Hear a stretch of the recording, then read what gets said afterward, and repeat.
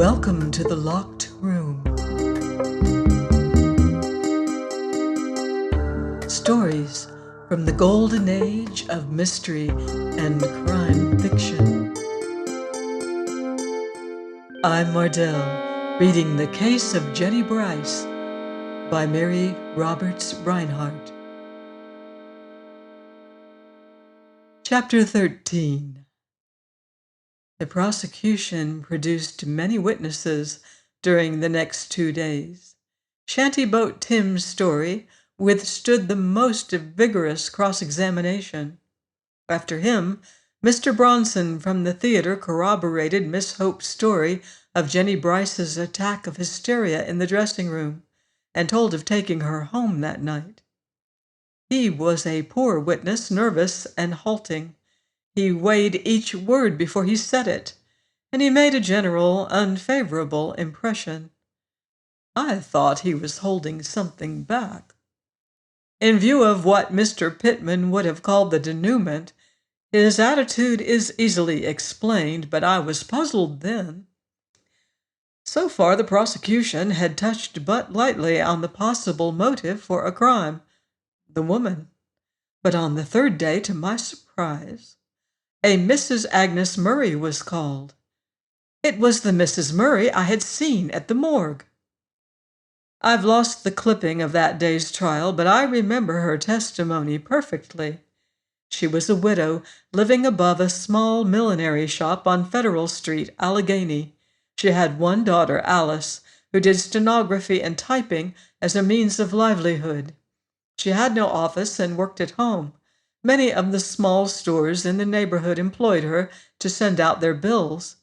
There was a card at the street entrance beside the shop, and now and then strangers brought her work.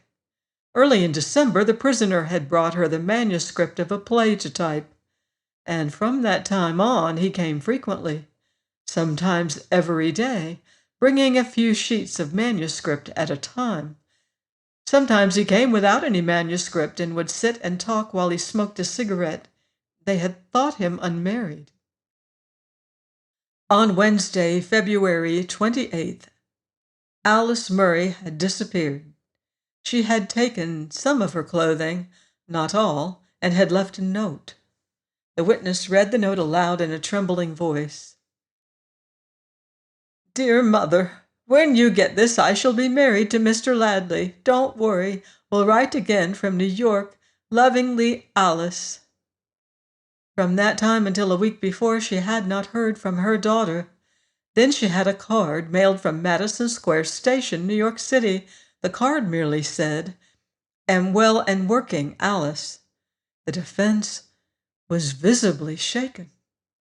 They had not expected this, and I thought even Mr. Ladley, whose calm had continued unbroken, paled. So far, all had gone well for the prosecution. They had proved a crime, as nearly as circumstantial evidence could prove a crime, and they had established a motive. But in the identification of the body, so far they had failed. The prosecution rested, as they say, although they didn't rest much, on the afternoon of the third day. The defense called, first of all, Eliza Schaefer. She told of a woman answering the general description of Jennie Brice, having spent 2 days at the Schaefer farm at Horner. Being shown photographs of Jennie Brice, she said she thought it was the same woman, but was not certain. She told further of the woman leaving unexpectedly on Wednesday of that week from Thornville. On cross-examination, being shown the small photograph, which Mr. Graves had shown me, she identified the woman in the group as being the woman in question, as the face was in shadow. She knew it more by the dress and hat. She described the black and white dress and the hat with the red trimming. The defense then called me. I had to admit that the dress and the hat as described were almost certainly the ones I had seen on the bed in Jennie Brice's room the day before she disappeared. I could not say definitely whether the woman in the photograph was Jennie Brice or not. Under a magnifying glass, thought it might be. Defense called Jonathan Alexander, a druggist who testified that on the night in question, he had been roused at 3:30 by the prisoner, who said his wife was ill and had purchased a bottle of the proprietary remedy from him. His identification was absolute. The defense called Jennie Brice's sister and endeavored to prove that Jennie Brice had had no such scar. It was shown that she was on intimate terms with her family and would hardly have concealed an operation of any gravity from them.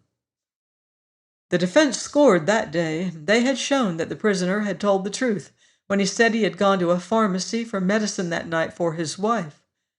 And they had shown that a woman, answering the description of Jennie Brice, spent 2 days in a town called Horner and had gone from there on Wednesday after the crime.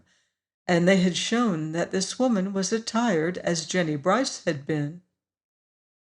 That was the way things stood on the afternoon of the 4th day when court adjourned. Mr. Reynolds was at home when I got there. He had been very much subdued since the developments of that first day of the trial, sat mostly in his own room, and had twice brought me a bunch of jonquils as a peace offering. He had the kettle boiling when I got home. "You've had a number of visitors," he said. "Our young friend Howell has been here, and Mr. Holcomb has arrived, and has a man in his room." Mr. Holcomb came down a moment after with his face beaming. "I think we've got him, Mrs. Pittman," he said. "The jury won't even go out of the box." But further than that he would not explain. He said he had a witness locked in his room, and he'd be glad of supper for him, as they had both come a long ways, and he went out and bought some oysters and a bottle or two of beer.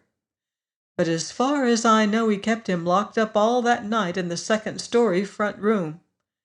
I don't think the man knew he was a prisoner. I went in to turn down the bed, and he was sitting by the window, reading the evening's paper account of the trial, an elderly gentleman, rather professional-looking. Mr. Holcomb slept on the upper landing of the hall that night, rolled in a blanket. Not that I think his witness even thought of escaping, but the little man was taking no chances.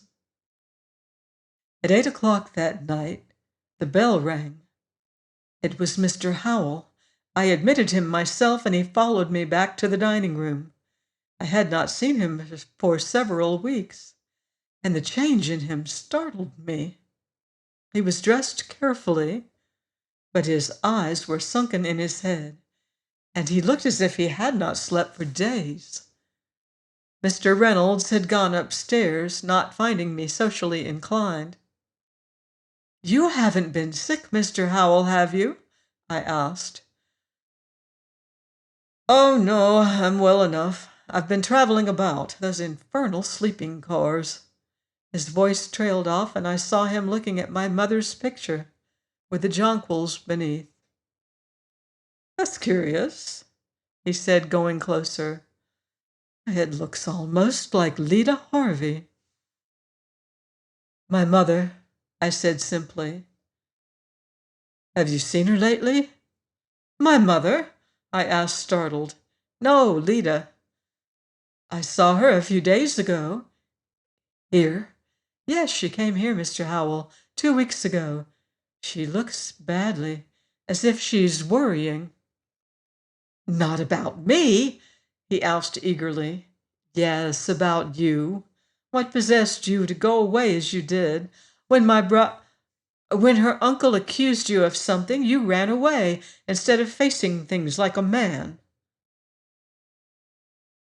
"I was trying to find the one person who could clear me, Mrs. Pittman."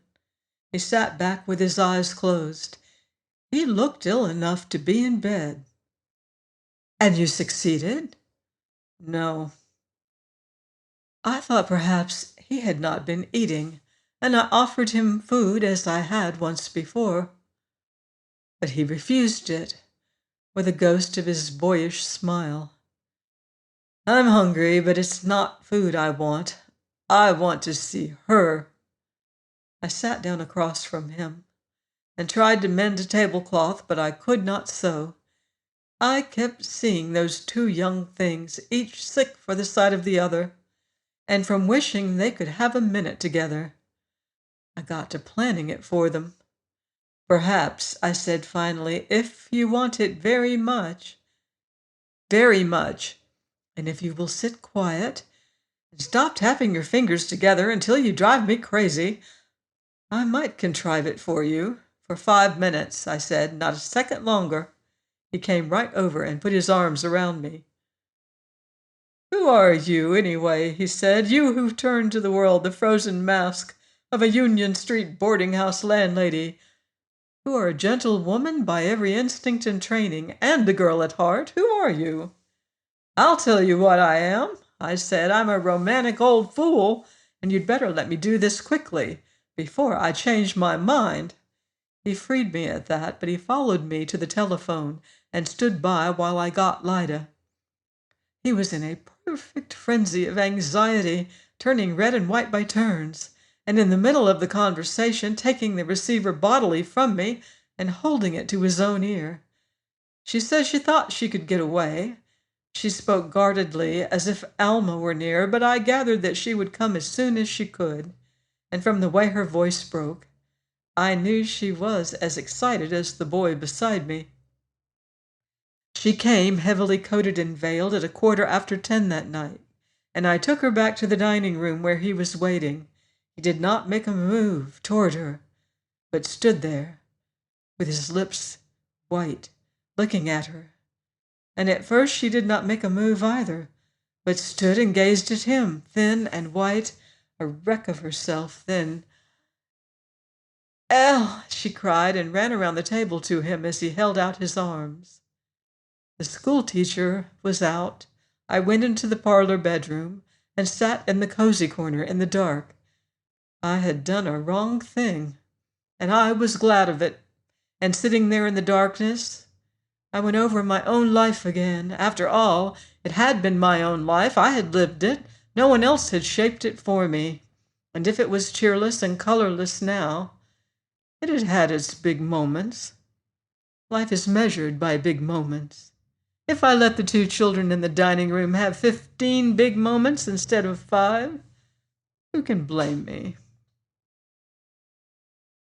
Join me next week as the plot thickens on The Locked Room. In the meantime, beware of footsteps in the dark.